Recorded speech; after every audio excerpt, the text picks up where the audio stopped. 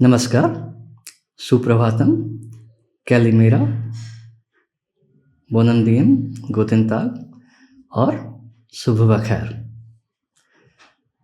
आज एक बार फिर से हम आपके सामने अपने लॉजिकल इंडियन वाले चैनल के लॉजिकल फैलेसी वाले हिस्से की अगली किस्त के साथ हाजिर हैं। तो आज हम जो लॉजिकल फैलेसी की बात करने वाले हैं उसका नाम है अपील टू कंसेक्वेंस, यानी logical fallacy by appeal to consequence, यानी नतीजे का डर दिखा करके कोई भी बात कोई कह दे और कहे कि इसको ना मानोगे तो बहुत बुरा होगा, इसलिए इसको मान लो कि ये सच है। अब बताइए, लैटिन में इसको आर्गुमेंटम एड कंसेक्वेंटम कहते हैं। एड मतलब से होता है, आर्गुमेंटम आप समझ रहे होंगे कि आर्गुमेंट का लैटिन रूप है और कंसेक्वेंट का लैटिन रूप कंसेक्वेंटम है। मैं अक्सर इस तरह के लॉजिकल फैलेसी की जब बात करता हूँ तो आपको उसके लैटिन रूप की भी जानकारी देने की कोशिश करता हूँ। इसके पीछे एक खास कारण है। लॉजिकल फैलेसी का ये जो सारा सिराजा है, ये जो सारा ढांचा है, इसे बनाने में दरअसल रोम के लॉजिशियन ने सबने मिल करके बड़ा अच्छा काम किया था।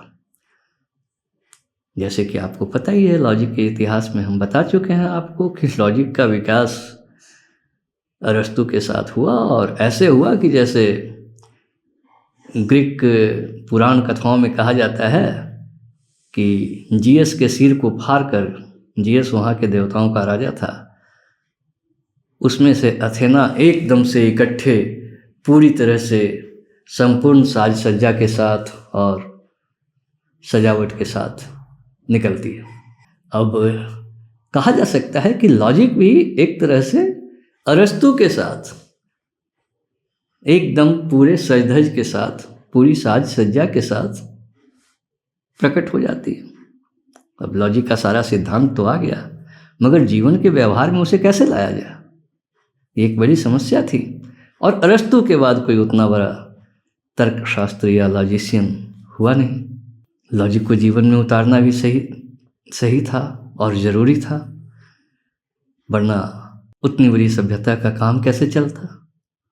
हालांकि उसके बाद भी सभ्यताएं अतार्किकता में, इलॉजिकलिटी में या मिसोलॉजिक में लगातार खोती रही हैं, लैप्स होती रही हैं, मगर फिर भी रोम के लोगों ने कोशिश की कि उसको जीवन में उतारें और अलग अलग तरह की जो फैलेसी होती है लॉजिक में, जो झूठ बोलते हैं लोग लॉजिक का सहारा लेकर कुतर्क करते हैं, उसके बारे में उन्होंने सबसे पहले बहुत अच्छा काम किया था।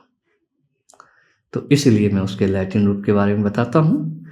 तो अब इसका जो है एक स्टैंडर्ड फॉर्म है कि X इज ट्रू, पहला लाइन, इट इज ट्रू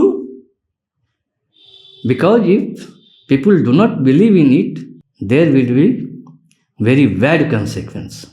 और दूसरा, this is false because if people believe in it there will be a very bad consequence. तो एक में आपको बुरे नतीजे का भय दिखा करके कहा जाता है, एक में अच्छे नतीजे का भय दिखा करके कहा जाता है, या अच्छे नतीजे का आपको ये दिया जाता है, भय दिखाया जाता है कि अगर तुम इसमें विश्वास नहीं करोगे तो नतीजा अच्छा नहीं होगा। तो इसलिए आपको ये देखना होगा। अब उदाहरण से बातें आराम से समझ में आ जाती हैं। अब जैसे मान लीजिए कि दो दोस्त हैं, उनमें एक मुसलमान है, एक ईसाई है। तो ईसाई दोस्त कह रहा है कि देख लो भाई, अगर तुम ईसा मसीह के परमेश्वर होने में यकीन नहीं करोगे तो तुम्हें पता नहीं कितने सालों तक मरने के बाद जहन्नुम में रहना पड़ेगा। तो इसके जवाब में जो उसका मुस्लिम दोस्त है वो कहता है कि भाई अगर